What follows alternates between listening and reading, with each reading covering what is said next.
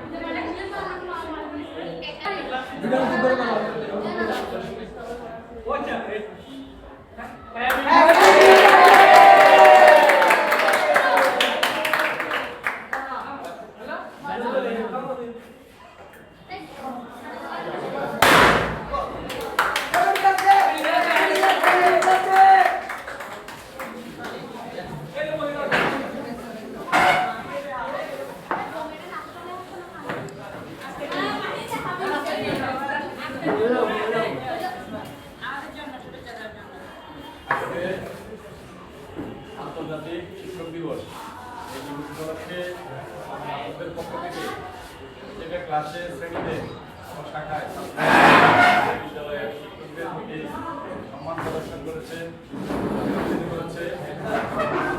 এটা হচ্ছে শেষ ক্লাসে রাখছি আমাদেরকে আমরা ধন্যবাদ জানাই। আজকে তোমাদের ক্লাস টিচার মাওলানা নুরুল আফজাল সাহেব গতকাল ওনার বাবা ইন্তেকাল করায় তিনি বুঝতে হতে পারেননি। আমরা তার বাবার রুহের আত্মার কাছটা কামনা করছি এবং আল্লাহ তাআলার কাছে করেন আমরা দুজনকে সম্বোধনা জানাচ্ছি যারা এইসব কাটিয়ে দিতে পারেন।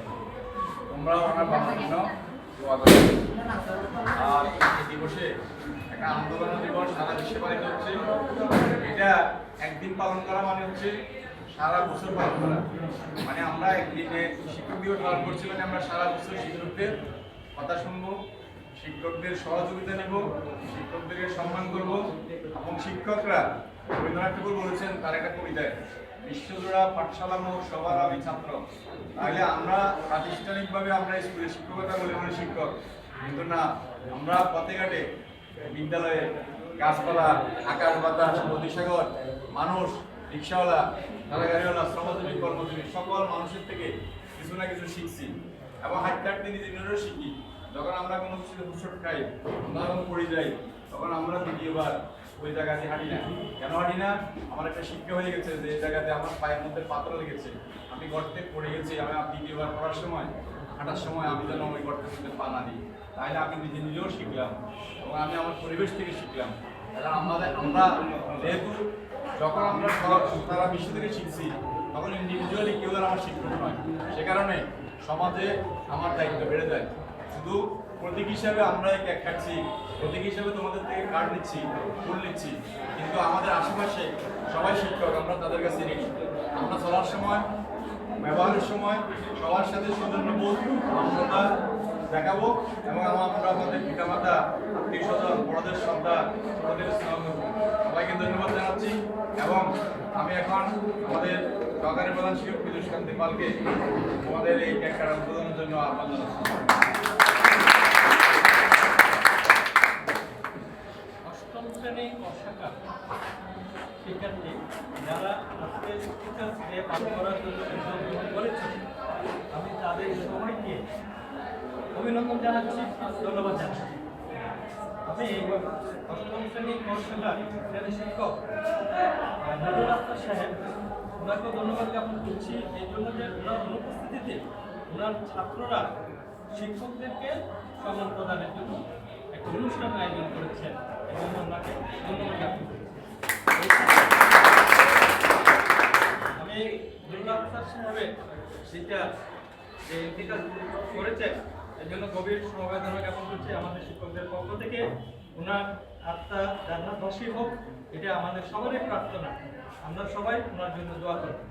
আর তোমরা আজকে যে আয়োজন করেছো, এই আয়োজনে আমরা আসলে খুবই সম্মানিত বোধ করছি।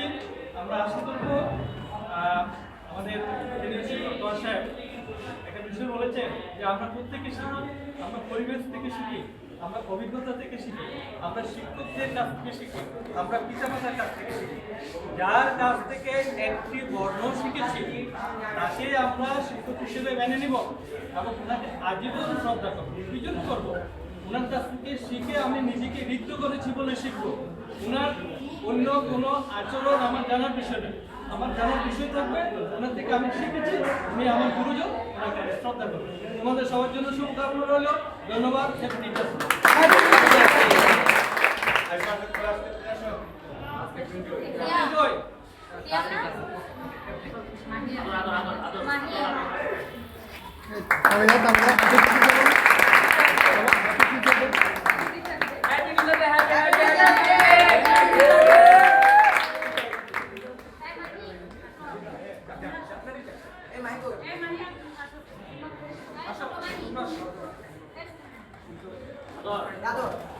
আমি যেন সব বাড়িতে গুলো আপনার গুলো